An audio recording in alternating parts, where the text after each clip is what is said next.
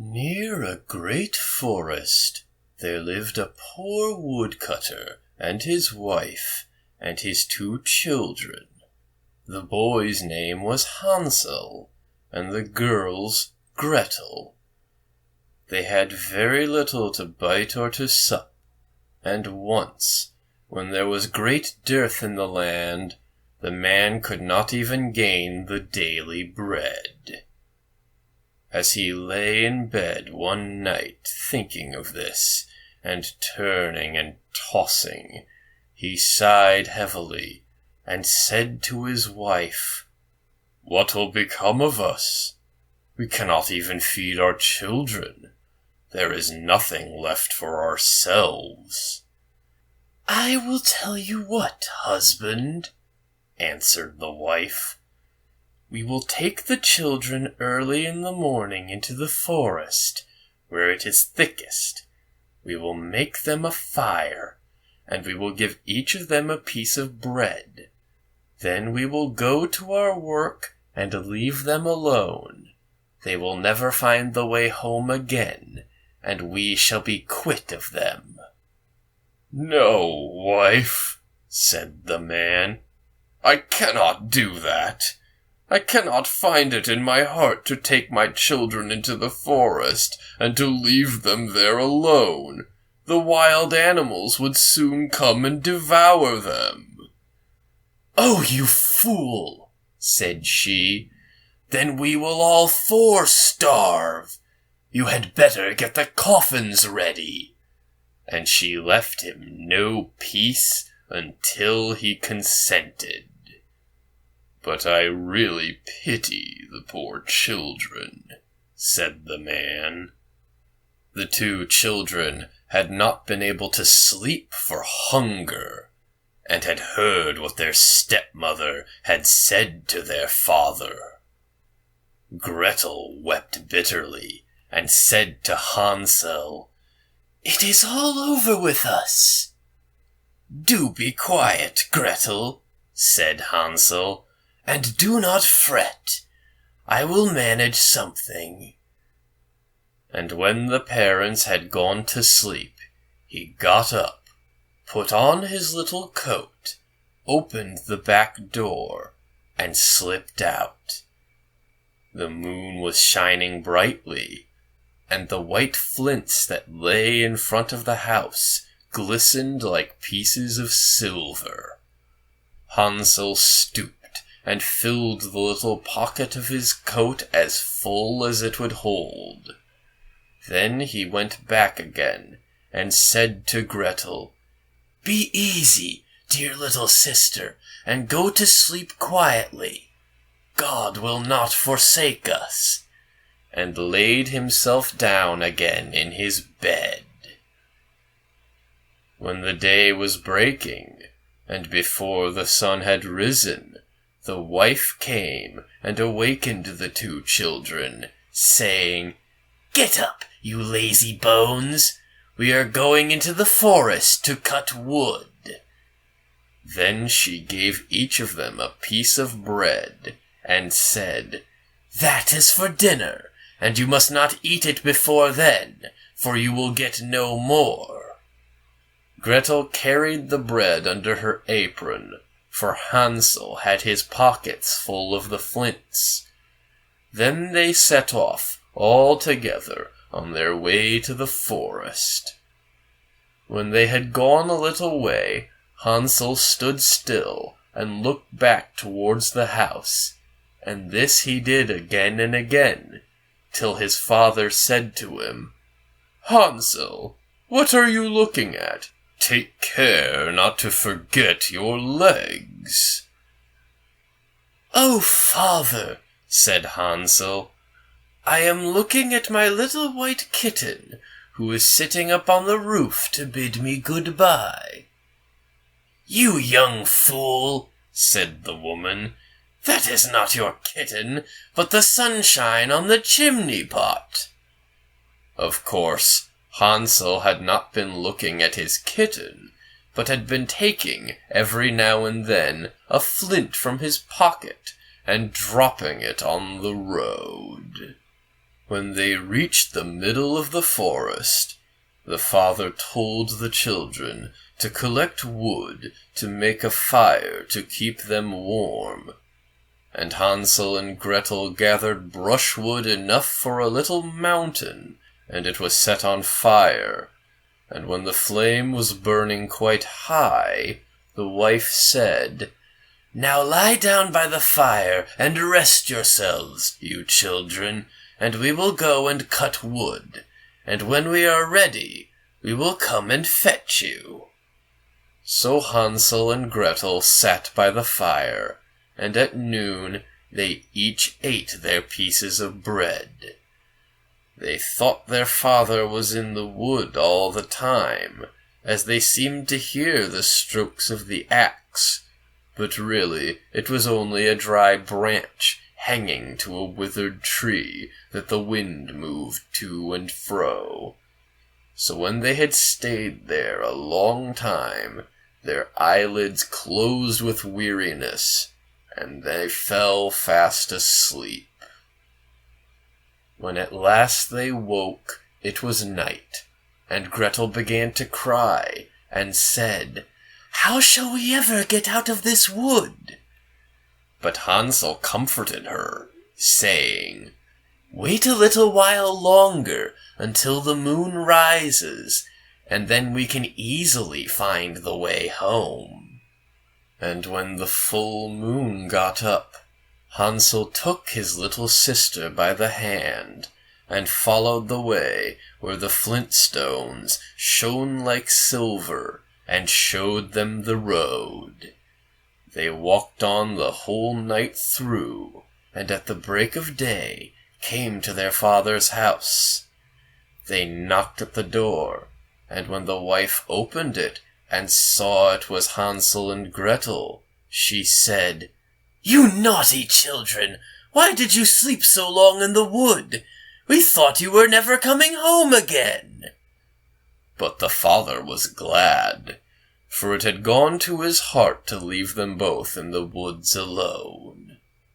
Not very long after that, there was again a great scarcity in those parts, and the children heard their mother say at night in bed to their father, "Everything is finished up.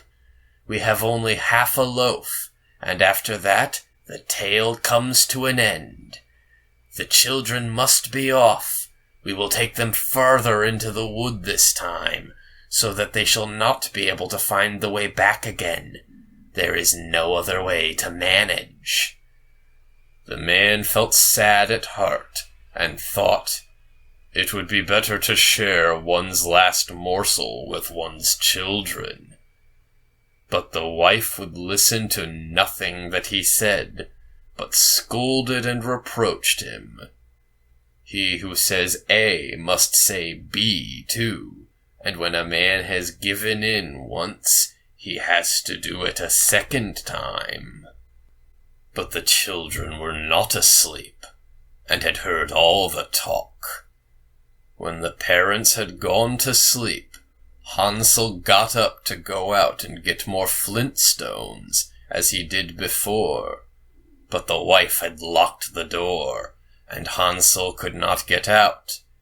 But he comforted his little sister, and said, "Don't cry, Gretel, and go to sleep quietly, and God will help us."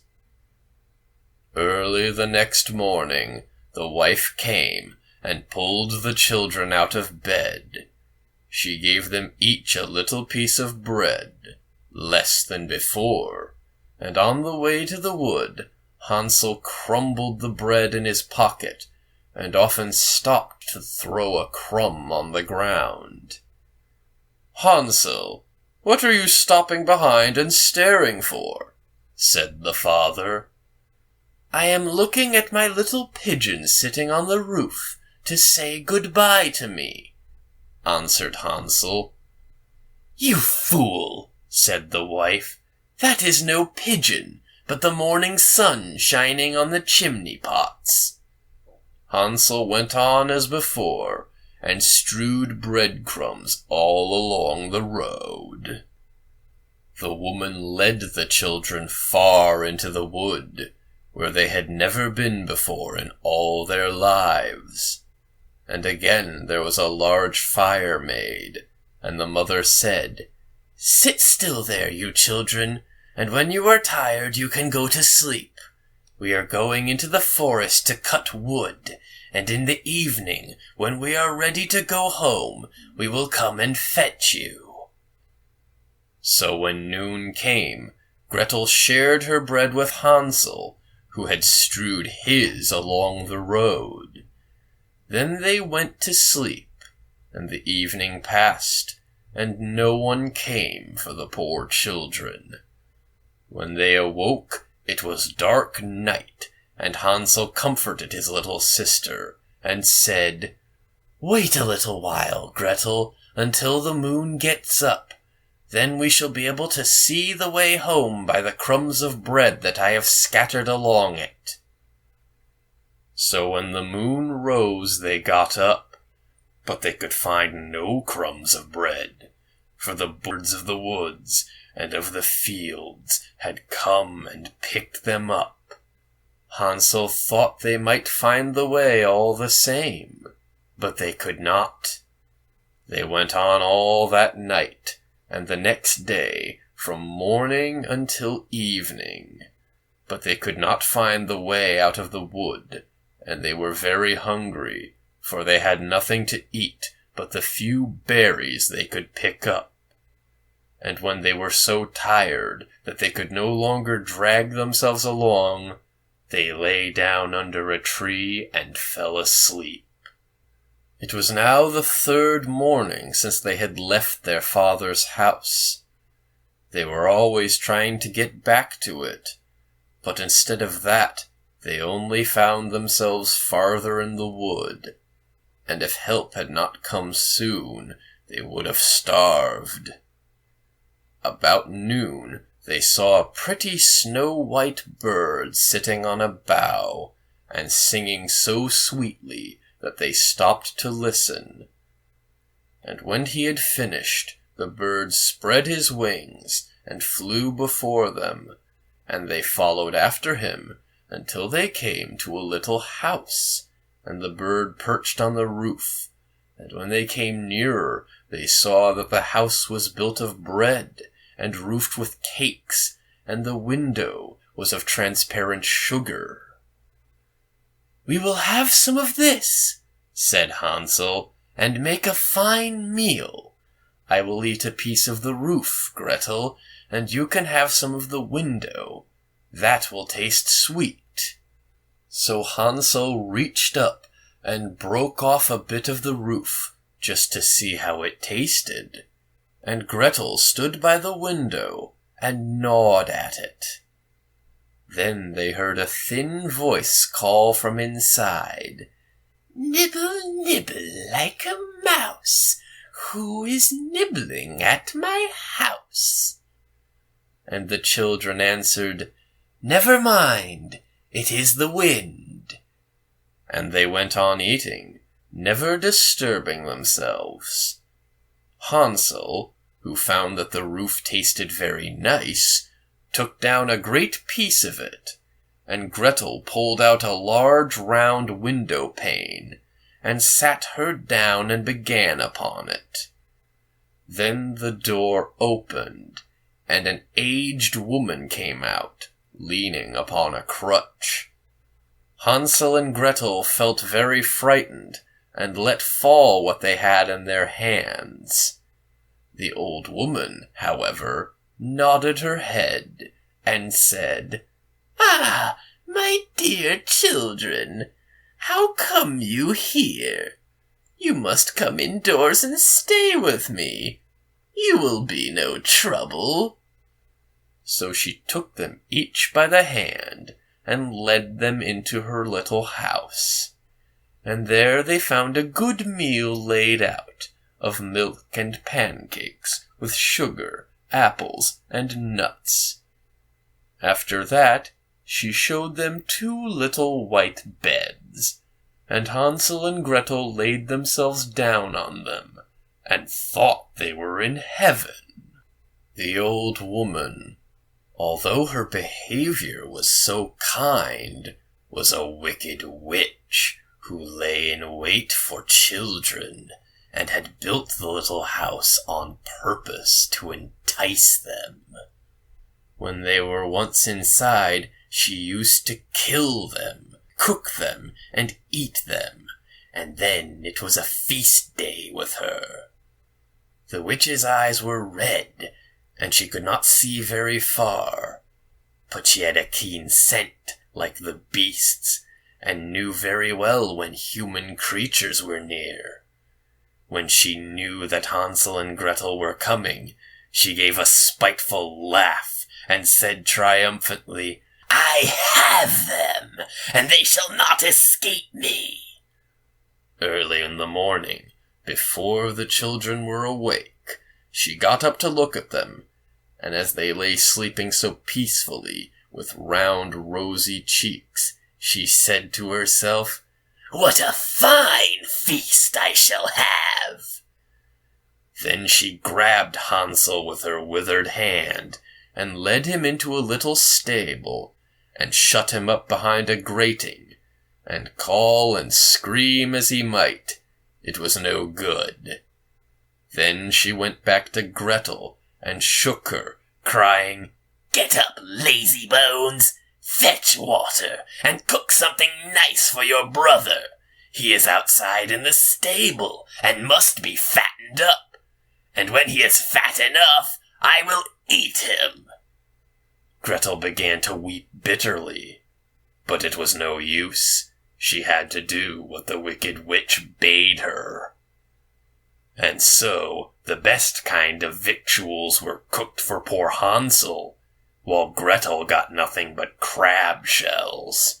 Each morning the old woman visited the little stable and cried, "Hansel, stretch out your finger, that I may tell if you will soon be fat enough." Hansel, however, used to hold out a little bone, and the old woman, who had weak eyes, could not see what it was, and supposing it to be Hansel's finger, wondered very much that it was not getting fatter. When 4 weeks had passed, and Hansel seemed to remain so thin, she lost patience, and could wait no longer. "Now then, Gretel," cried she to the little girl, "be quick and draw water.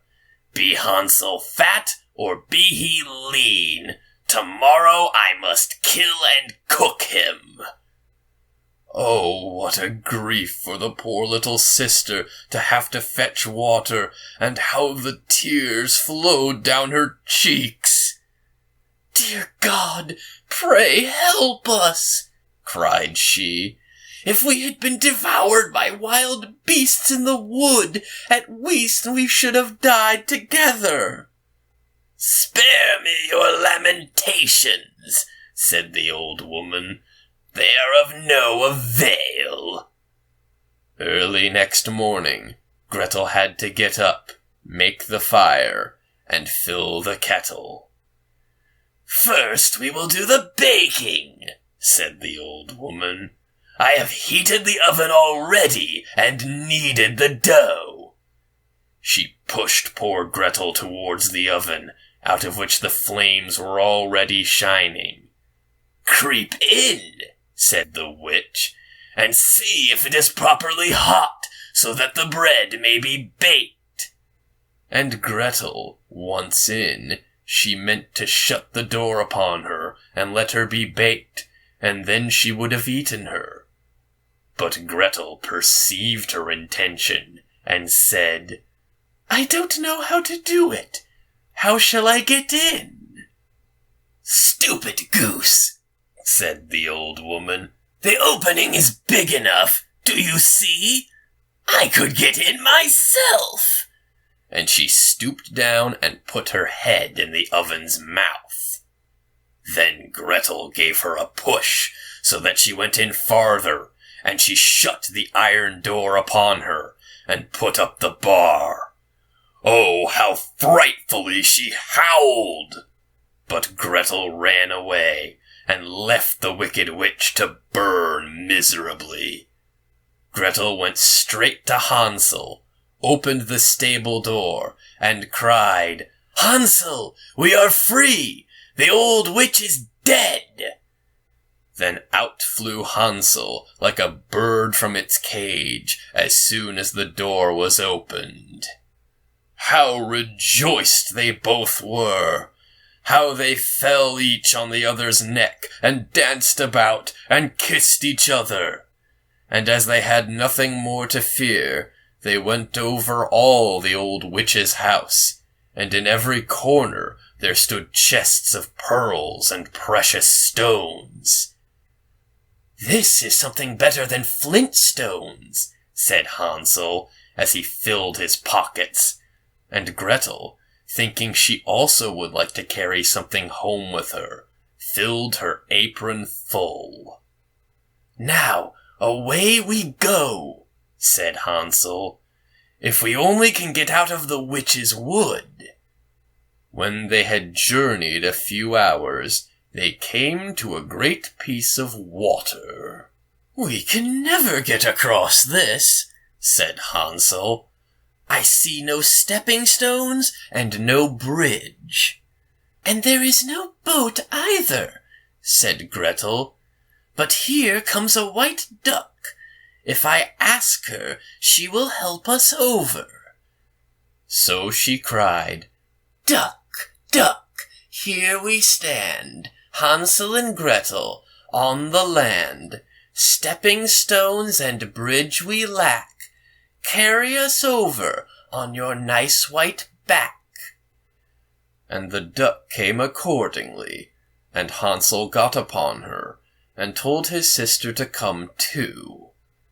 "No," answered Gretel, "that would be too hard upon the duck. We can go separately, one after the other." And that was how it was managed, and after that they went on happily, until they came to the wood, and the way grew more and more familiar, till at last they saw in the distance their father's house. Then they ran till they came up to it, rushed in at the door, and fell on their father's neck. The man had not had a quiet hour since he left his children in the wood, but the wife was dead. And when Gretel opened her apron, the pearls and precious stones were scattered all over the room, and Hansel took one handful after another out of his pocket. Then was all care at an end, and they lived in great joy together.